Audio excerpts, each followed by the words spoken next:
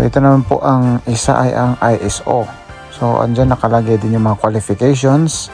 May SSS account din, kailangan na valid. Meron ding IELTS, but then until 42 years old ang hiring.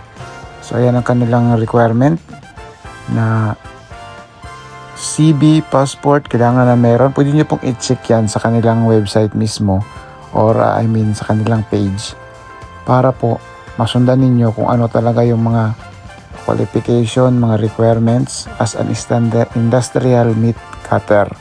Okay, so yan, pinapakita lang natin dito para pang slide lang natin, pero yan.